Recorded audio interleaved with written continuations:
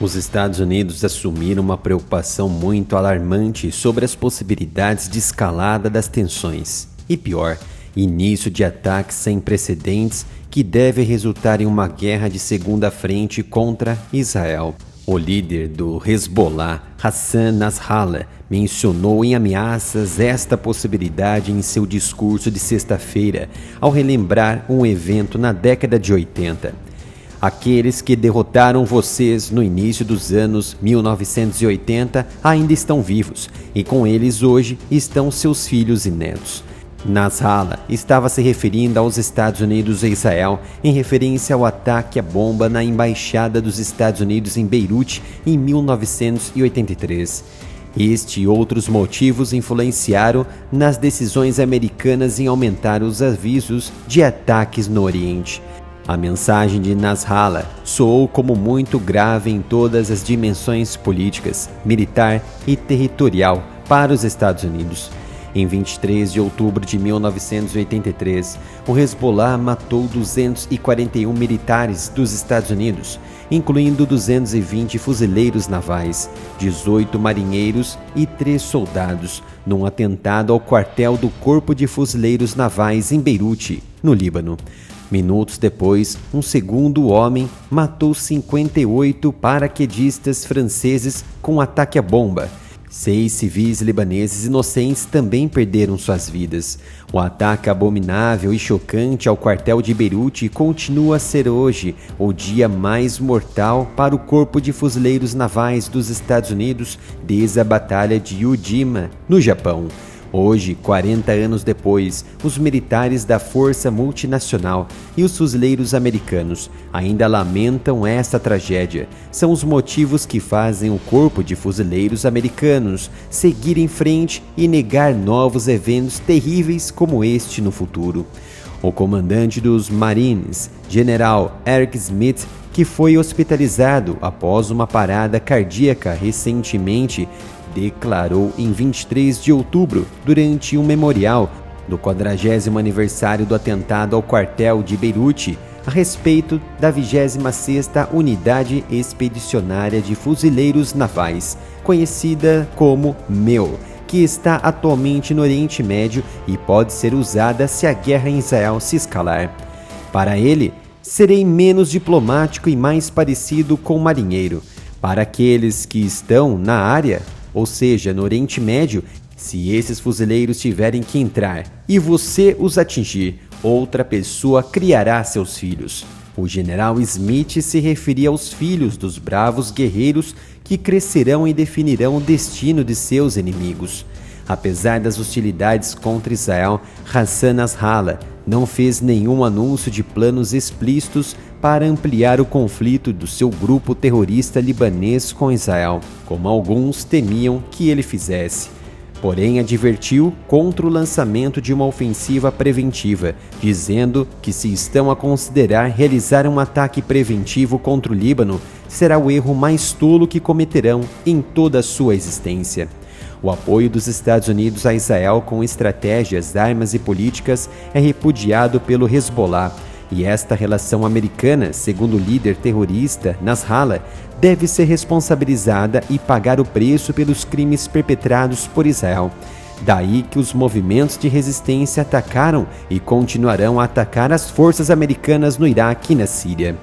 O grupo sediado no Líbano e Síria detém um poder importante que jamais deve ser subestimado por Israel e os Estados Unidos, principalmente pela tecnologia militar apoiada pela Síria, Rússia e Irã, um triângulo de força que provém armas e inteligência ao Hezbollah. Em 3 de novembro, pela primeira vez, o grupo utilizou uma arma doméstica já conhecida, o latão de lixo, oficialmente o míssil Burkan.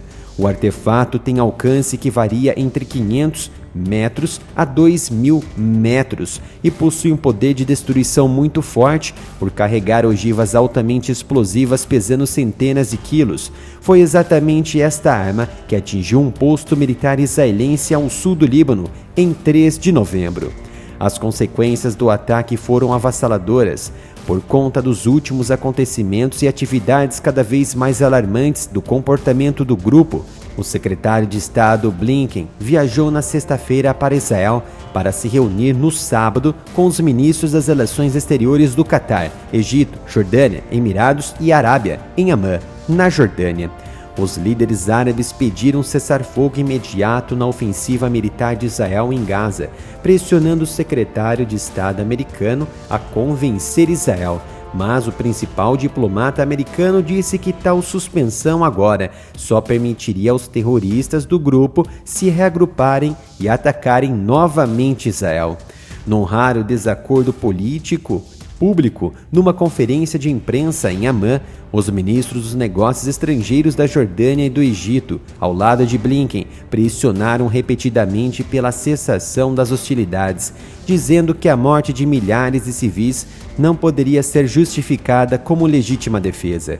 No mesmo momento em que Blinken negociava com os árabes em Amman, o Pentágono ordenou a entrada do porta-aviões USS Dwight Eisenhower para o Canal de Suez em seu caminho para o Golfo Pérsico, onde ficará estacionado para mostrar força ao regime islâmico do Irã, um dos 3 regimes do mundo que apoiam os terroristas do Hamas e Hezbollah. Em seguida, o Departamento de Estado americano emitiu alerta de evacuação imediata do Líbano. De acordo com a mensagem oficial, o Departamento de Estado recomenda que os cidadãos dos Estados Unidos no Líbano saiam agora, enquanto os voos comerciais permanecem disponíveis devido à imprevisível situação de segurança. A mensagem ainda orienta aos cidadãos americanos a elaborarem um plano prévio de fuga quando esgotarem os recursos civis. Abre aspas. Tenha um plano de ação para situações de crise que não dependa da assistência do governo americano. A melhor altura para deixar um país é antes de uma crise, se possível. As evacuações de civis de um país estrangeiro com assistência militar dos Estados Unidos são raras. Não há garantia de que o governo americano evacuará cidadãos americanos e seus familiares em uma situação de crise. Feche aspas, dizia a mensagem dos Estados Unidos. Durante o caos de 2021 no Afeganistão, por exemplo, os americanos conseguiram concluir uma das maiores pontes aéreas da história, com mais de 120 mil pessoas evacuadas para locais seguros. Esse número é mais que o dobro do que a maioria dos especialistas pensava ser possível. Nenhuma nação jamais fez algo parecido em toda a história.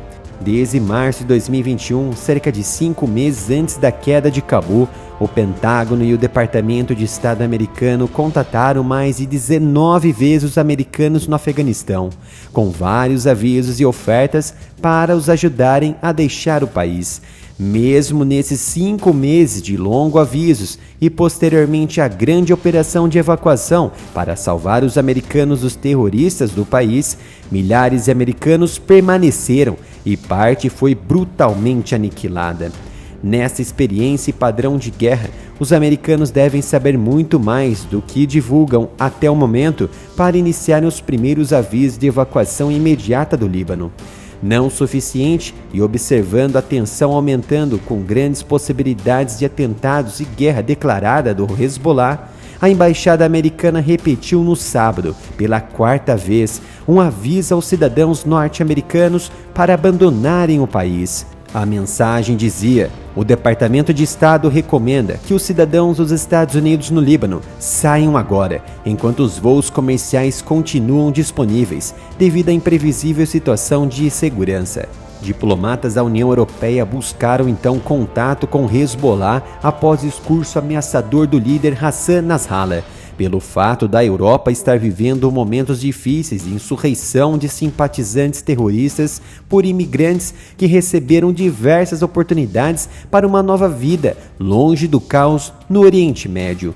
As consequências desses movimentos desses imigrantes em protestos contra Israel, contra judeus e a favor dos terroristas foram a interrupção do transporte público, lojas fechadas e aumento da violência. Diplomatas europeus e outras entidades diplomáticas contataram Hezbollah após o discurso do líder. Centraram-se nas posições em Nasrallah, especialmente no que diz respeito a um cessar-fogo em Gaza e as possibilidades mencionadas no seu discurso. Nasrallah atribuiu diretamente aos Estados Unidos a responsabilidade pelos acontecimentos em Gaza. O grupo acusou os americanos de duplicidade de critérios e destacou o papel da entidade israelense na região. O grupo insistiu que Washington tem total responsabilidade pelo conflito em curso em Gaza. Ele caracterizou Israel como um instrumento sob influência dos americanos. O líder emitiu um alerta enfatizando a prontidão da resistência libanesa para vários cenários. O líder dos terroristas libaneses enfatizou que todas as possibilidades na frente libanesa permanecem sobre a mesa, e o Hezbollah se juntou à batalha em 8 de outubro com Hamas. No entanto, sublinhou a importância estratégica da frente libanesa em não entrar oficialmente na guerra, mas respostas táticas contra os israelenses. Isso permitiu, segundo o terrorista, atrair efetivamente uma parte substancial dos militares israelenses para a fronteira norte de Israel e sul do Líbano, forçou uma alteração da estratégia israelense em suas capacidades aéreas e navais concentradas para longe de Gaza. As forças israelenses dizem que seu exército continua a ofensiva no norte de Gaza, objetivando cercar totalmente a cidade de Gaza em todas as frentes. Os túneis do Hamas seguem sendo um problema muito grande. As forças de infantaria e tanques lideradas pela 460ª Brigada encontraram inúmeras tentativas de terroristas de saírem dos túneis e atacarem as tropas. Estamos acompanhando todos os desfechos importantes das tensões no Oriente Médio e o que isso pode representar. Gostou desta análise e quer receber mais vídeos como esse? Então é fácil, se inscreva e ative o sino de notificação aqui do Área Militar e receba nossas análises sobre geopolítica através do nosso Telegram e do WhatsApp com os links que deixamos aqui nos comentários.